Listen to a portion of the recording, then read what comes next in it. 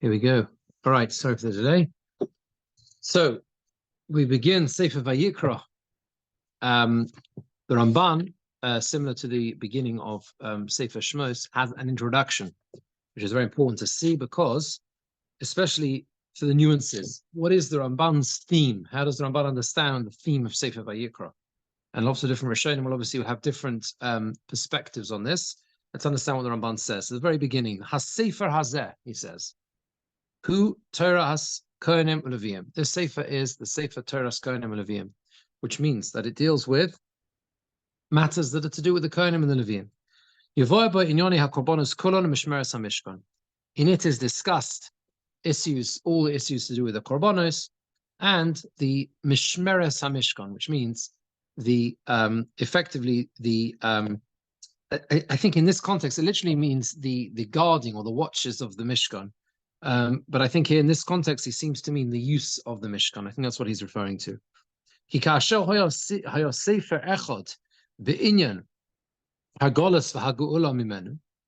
Just like you had one sefer which dealt with exile and redemption, and it's completed with the concept of the Oil Moed and the glory of Hashem which fills the Mishkan. Then we are told this sefer explains both how we are to bring the korbanos and also bishmiras hamishkan. Sorry, so you see here he means the actual literal protection of the Mishkan. He's going to explain how. Sheyu korbanos kapara lohem, that the korbanos will be atonement for them, v'lo yigrumu ha'avonos lesiluk hashchina, and that they shouldn't do anything wrong to remove the Shekhinah. That means to say the sins themselves, the things that people get wrong, shouldn't cause the Shekhinah to depart. The Korbanos are designed to atone for that.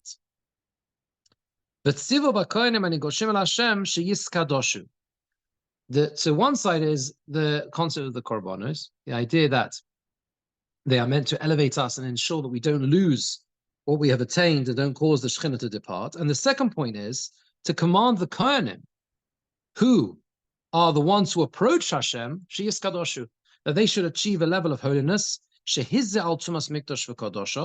he warns against making sure that the Beis Hamikdash and the Mishkan itself doesn't become Tomei. So in other words, we've got two things here. We've got the side of the Korbanos in the sense of elevation and kapara, etc., etc. And then we've also got a need to protect the Mishkan. And that is through ensuring that we do not become Tomei. And what the Ramban is building up to here is the fact that a central part of Sefer Vayikra is the idea of Tumah, the concept of Tumah, of ritual impurity, Tumah and Tara. So he's explaining how that fits together with the idea of Korbanos. He warns, the Torah warns us about making sure the Beis HaMikdash and the Mishkan and holy things remain holy. And also so that they should not trespass, they should not do the wrong thing, approach Hashem in an inappropriate way. This is a phrase of the Apostle which is used in the context of Har Sinai. It's fascinating again, the Ramban links it back to Har Sinai.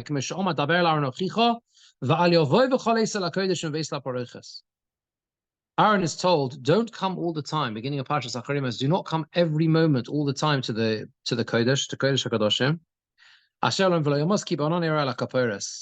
So the Ramban here says that this command to Aaron to be careful and only to come to the Kodesh HaKadoshim when he comes once a year on Yom Kippur, be careful how you approach the Mishkan. This is Kas Horas Pen Yersu El Hashem Liros V'Nofal Mimenu Rav. This parallels the idea and the command, the warning that takes place before Har Sinai, before Matan Torah, that the concern is Pen Yersu El Hashem Liros V'Nofal Mimenu Rav, lest they break through, and they're so infused with the notion, if like the rapture of encountering Hashem's presence, so therefore they will break through and they will come close, but that can cause devastation. They can not fall men rav, many can fall, right? They have to ensure there's a boundary around the Mishkan in the same way there's a boundary around Har Sinai when the HaKadosh Baruch Hu's presence was there. So what the Ramban is telling us here is a very, very important point. There is a continuum And there's a parallel, as he already explained to us earlier in the middle of Sefer Shemos as well, between the experience of Har Sinai, which is a micro event, takes place one, or it's a one-off, it's a seminal event, but it takes place once, to the experience of the Mishkan, where that one-time event plays out on a continuous basis. What Sefer Vayikra does is it ensures that the people understand that as much as the Mishkan provides an opportunity to come close to Hashem, the concept of korban, hopefully we'll have time to see how the Ramban understands the concept of a korban, coming close to HaKadosh Baruch Hu, but at the same time, coming close comes with a danger. Because if you get too close, or you get close in an inappropriate way, things can go very badly wrong. And therefore, the Ramban has woven together here a number of different themes. He's explained to us why it is that Tumah is such a central part. Because ensuring that we remain ritually pure is essential to come close to Hashem. You need to remove the negative in order to achieve the positive. It's a beautiful thing Ramban is doing here. And that is also the idea of why there's the emphasis at the beginning of Parshas Shemos. Aaron says to be told, you can't come close all the time. You have to know when it's appropriate. And then the Ramban carries on and says, he says the majority of this sefer is talking about korbanos. But Toras HaKorban, v'hamakrivim, v'mokum she'yishkari, by all the different rules, where they're offered, what korbanos, etc. And there are certain mitzvahs that come together with these, with the idea, the concept of the korbanos. And then he goes on to explain, there are korbanos that are first described that are free will offerings that can be brought if a person wishes to do so. Odom ki yakriv. Fats and bloods are forbidden as a result of that, on account of them. And then we move on to the korbanos that are brought as a result of sin. And then that leads into the idea of ma'acholim asurim, forbidden foods, because they cause tumah as well. And again, that balance between coming close yet ensuring that we don't allow negative influences to affect us. Someone who touches or eats things that are impure, he is not allowed to come close to the Kodesh. He can't come close to the Mikdash. And if he does come, there's a special korban at the end of this week's parsha, korban olav v'yoret, which varies based on a person's means. And then he says that this all explains why the Hutzrach Lahaske Toras Hamatzora Mishpatei Yoledes V'Azova Hazova. In other words, he's basically alluded to the continuum from the korbanos to Tumah, to the idea of in Parsha Shmini, well, the foods, the forbidden foods, etc., etc., things we're not allowed to eat, the things that cause impurity, and therefore we also move on to in Parshas Tazria, it goes on to the idea of a Metzora, because and the Yoledes, the Zova, L'chayv Son b'korban L'hazer Oed Mitzumosam. Again, they're chayv in a korban, and to tell them they should not become tomei. And he brings a pasuk which describes that in Parshas Tazria, and it goes on to explain it. It's I think that pasuk is actually a Metzora. And then he says that's why also you lead from there into Acharemos and Kedoshim, V'nigra Achazeh Shiaz Ala Haroyos, forbidden relationships, because that also is Matame, Ki Mishkava Matame. And it's called Tumah, and this also causes the removal of the Shechina. And therefore also because Shogeg itself there, an unwitting sin in that context leads to a sin offering. And then he also says, why is it that we talk about Shabbos and Moedei Hashem, the Yom Tovim, you go into Parshas Emor, and the answer is because that's also linked to Korbanos. There's an emphasis on Korbanos, Eilem Moedei Hashem, L'akriv Shel Hashem. And then the final piece which we want to see of this Ramban is, so he's explained how we go from Korbanos into Tumah, the idea of ensuring that in order to come close to Hashem, we have to understand there are things we're not allowed to do. It's the Sumei Rav Asei Tov, make sure you stay away from things that cause you impurity so that you can come close to Hashem. The Rov Parshas HaSefer Azeh, Yidaber B'onim HaKohanim, the majority of this Sefer refers to the Kohanim. Daber El Aaron Ve'el speak to Aaron and his sons, Saves Aaron Vesbonov. Parshas Kedoshim, Ketzas Mitzvahs of Bnei Yisrael. In Kedoshim, there are some mitzvahs of Bnei Yisrael, but Rubom, the majority, it says, Nigroris iminyoni hakorbanos obedomim lohem. They have some connection to the korbanos or the klot or something similar to them. When we get there, I'll explain to you what it is about Parshas Kedoshim, because of course Parshas Kedoshim is the question with this. In a way, there are other questions as well, but Kedoshim seems to encompass many more mitzvahs beyond those which are to do with Tumah and Korbanos, but the Ramban understands that the majority are linked to them in some way. So what the Ramban has done for us here, he's explained to us how there's a direct continuum between Maimad Har Sinai, the revelation of Har Sinai, and the experience in the Mishkan. And just as when Klal Yisrael approached Har Sinai, they were told you need to be Surmei Rav Asei Tov, you need to ensure that you remain pure in order to come close, so too it is with Sefer Vayikra. There is a description of how a person can come close to Hashem. Odom ki yakrev, an individual has the ability to come close to Hashem, but the Torah immediately follows it with a series of regulations and rules that ensure that when we do come close to Hashem, we do so within the right framework, within the right frame of mind and frame of body, etc., etc. So that's the first piece I wanted to share with you. Let's look at how the Ramban understands the concept of Korban. There's a very fascinating and famous difference of opinion between the Ramban and the Rambam. And the Ramban first quotes the Rambam in Moreh Nevuchim. In Moreh Nevuchim, the Rambam says in Moreh Nevuchim, what is the reason for Korbanos? So Ramban is Perek Aleph Pasuk Tes. He is referring to the Olah. He's referring to the Olah. I'm not going to do it from the very beginning. I'm going to skip the first two paragraphs and go to the third paragraph. And he says like this: He says the Torah itself gives us in this pasuk the reason. This is the third paragraph in this Ramban. The Torah gives us the reason for Korbanos. Torah tells us, Ishei reach nechoach l'Hashem, fire offering, fragrant, however you understand that, fragrant spirit, nachas ruach. It creates a sense of nachas ruach in front of me. That's how that's how Rashi understands it. Shalmarti v'nasa ratzoni. Hashem says, because I have spoken, you did as I instructed. So the Torah tells us why you bring korbanos. The Omar Rav Moreh Nevuchim says the Ramban, the Rav, which is the Rambam in Moreh Nevuchim and Guide for the Perplexed, says as follows: Kitama korbanos. The reason for korbanos is Bavur Shamitzriim Ba'Kastim, because the Egyptians and the Kastim, the Babylonians, Asher Yisrael Gorim B'Toshavim Ba'Artzom Me'olam, where the Klal Yisrael always lived. Hoyu Ovdim LeBokov Alatzon. They used to worship cattle and sheep. Kemitzriim Ovdim Litzleh, because the Mitzriim worshipped the sheep. And the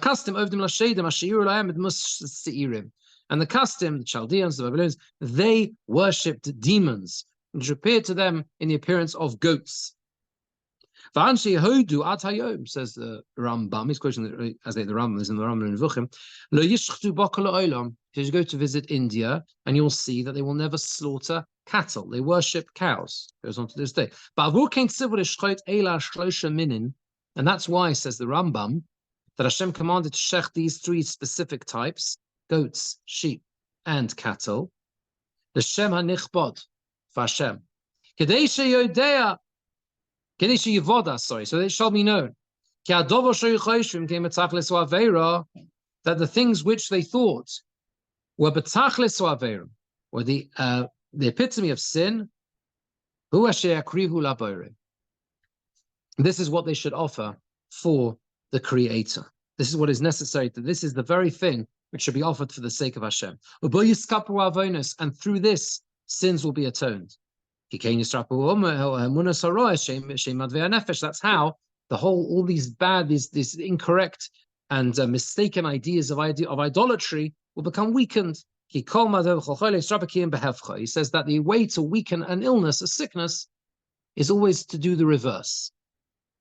So that's what the Rambam is saying, very famous Rambam, that the idea of the korbanos essentially was to draw them away from the avodah zarah. The only way to cure a sickness, says the Rambam, is to do the opposite. So they're told to take the very same animals, the very same things that are used for these idolatrous purposes, and to use them for the exact opposite. Use them to serve Hashem. Now the Ramban disagrees with this completely. He says, Eilu dvarav hahem herech. These are the words of the Rambam, and he goes at length, and he talks about this at length. Divrei havoy. He says these are the words of emptiness, and the Ramban could say this. Yirapu Sheva Godol, the Kushya Rabba Al Nikle, basically saying that these cause great difficulties, even a broken sense of brokenness, and great questions. Al Nikle. They cause these cause great things, difficult things to understand, to deal with, to solve. Yasu Shulchan Hashem. Here means, I mean, it really means it's a great question. Al Nikle, it seems to be, it seems almost like something, maybe something that's burnt up or whatever. It's something which is very difficult to understand. Yasu Shulchan Hashem Megor. It's making the Shulchan of HaKadosh Baruch Hu, so to speak, something detestable. But the whole purpose of Korbanos was simply to remove from the hearts of the wicked, those and foolish people. How can you say that? Says the Ramban. Because the Torah itself says that the purpose of the Korbanos is a lechem ishel reach nechoyach, should be a fragrance odor, a fragrant scent. So how can you say they were simply to wean them off Korbanos? And he says, the other problem is, according to the mistake of the Egyptians and others who worship these things, it's not going to heal them. It would create a greater illness. They worship the constellations of the sheep and the ram, etc., etc. As a result, that was their mistake, and therefore they would not eat them.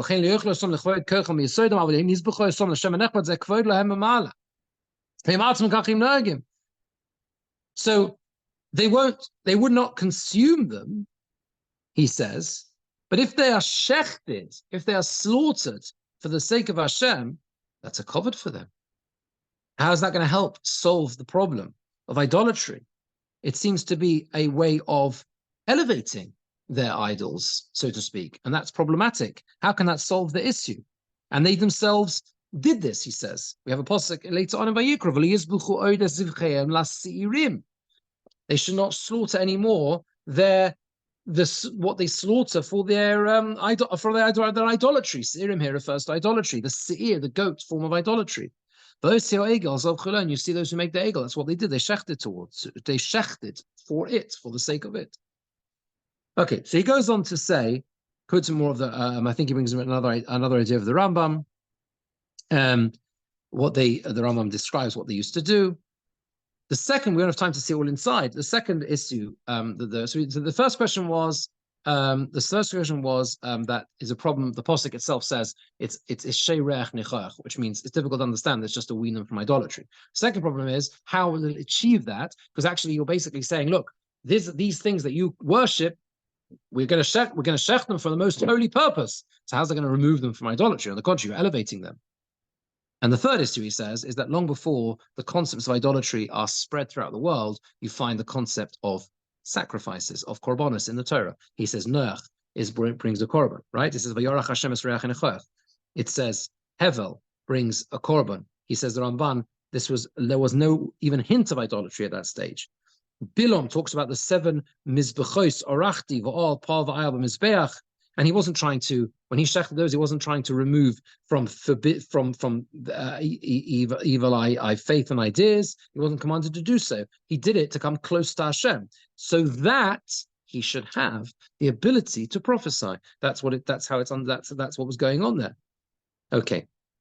So Ramban says at the end of the next paragraph, how far be it that it should have chalila, he says, that it should have no benefit other than just removing the concept of idolatry. So what is the idea then? Says the Ramban, it's more fitting to listen to the reason that they say about them. I think he's referring to, it seems to be referring to Chazal, because since the actions of people are completed in 3 ways, when we do things, it doesn't just happen. We go through a process. First we think, we reflect, then we speak, and then we act. Therefore, Hashem commanded when a person does something wrong, he should bring a korban. The first thing you do is you rest your hands on it, corresponding to action. And then you say a confessional prayer, a vidui, in your mouth, which corresponds to speech. One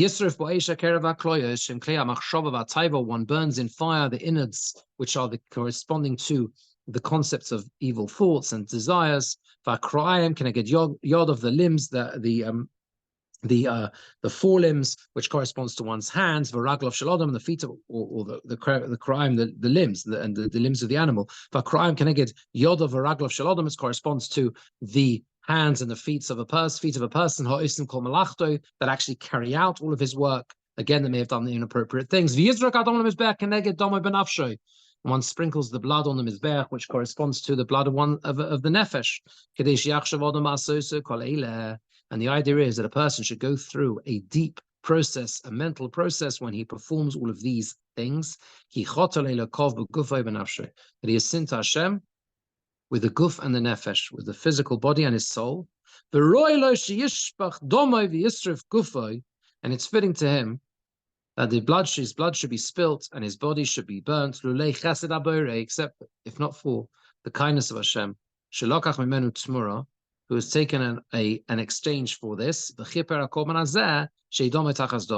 korban has atoned that it should be blood in place of blood, nefesh tachas nefesh, soul in place of a soul.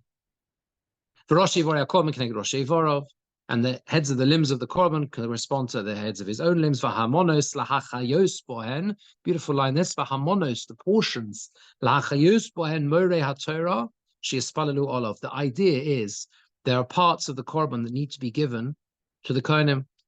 Not an ola, obviously, not a completely burnt offering, but others are given to parts of the korban are given to the kohanim. He describes as the morei HaTorah, those who teach Torah, sheyispalalu olav, so they should daven for him. The korban atomid and the daily korban, because the people, the rabbim, the public, they are unfortunately sinning all the time, and that's why the korban tomid is brought. And these words are words which are acceptable, they're understanding, and they draw the heart like words of Haggadah. So, what we see, according to the Ramban, is a radically different explanation to the Rambam. Whereas the Rambam understands the concept of korbanos is to wean them away essentially from idolatry, and there's lots of discussion in the Rambam. We don't have time to see that this evening. There's lots of discussion about how to understand that Rambam, how to reconcile that Rambam with other Rambams, but that's what the Rambam says in Moreh Nevuchim. The Ramban has at least 3 questions, which he says makes this a very difficult approach to understand. The Torah itself says they are for nachas ruach, number 1. Number 2, we see that in fact the way it's described in the Torah is that we don't see how this would achieve that. On the contrary, it's elevating what they used to worship.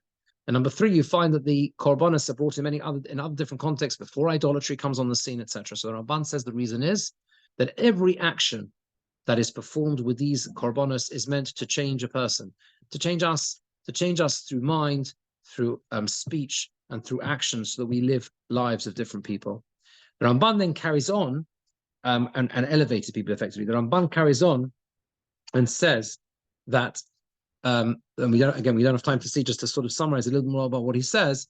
You find throughout the korbanos, he brings a chazal that the names of Hashem as Kel, Elokecha, Elokim, Shakai, Sevokos are not used. Only the name Yud Kei Vov Kei, the Shem HaMiyuchad, the name which corresponds to Hashem, what we call the Shem HaEtzem, the actual name of Hashem. And the reason is, it seems, there can be it has to be absolutely clear what our allegiance and loyalty lies, in the sense that we refer specifically in the context of the korbanos directly to HaKadosh Baruch Hu himself. There's a critical idea, in other words, that the korbanos are meant to connect us directly to the source. That's, I think, what's being conveyed directly to Hashem himself, and nothing else possible coming into the equation. And in the final paragraph here, he says, the idea of nachas ruach, he brings psukim, and he says essentially what it refers to, and he says a very, very important line: the whole korban loshen krivo va'achdus. The idea of a korban means to come close and to achieve unity, to achieve achdus. And therefore, that is why we have this idea of korbanos. The idea is that when we bring a korban, we come close to Hashem, and we achieve a level of achdus. I think here he means a sense of unity, ultimate unity, the unity that we are able to come close to Hashem in a sense of unity. He talks about the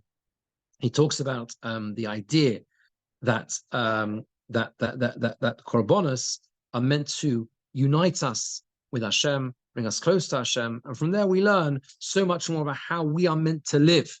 Ramban elsewhere, we don't have time to see this tonight, but it's worth seeing the Ramban, for example, on the concept of melach, of salt, bris melach, the covenant of salt. What is the covenant of salt? Salt, he says, essentially creates the ultimate form of unity, or it represents the ultimate form of unity, because salt is there and present in water, in the sense that it is salt water and it's there and it's a fundamental part of water, the seas, etc. When the salt is evaporated by the sun, when the water is evaporated by the sun, salt water, what is left is the salt. So you see that salt works with both water and fire. And therefore, in that sense, it's the ultimate unifier. And that's why it serves as a bris. That's why it can perform a covenant. Much more to say, but no time to say no much more time to say it tonight. He says the final line of this Ramban is, this Indian is clearly explained this way, and Hashem, who is all good, should atone for his people. So we are going to leave it there for this evening. I wish you all a very good Shabbos. See you before, hopefully. Thank you for joining. Thank you, Rabbi Birnbaum. Shabbos. Okay, good Shabbos. See you soon.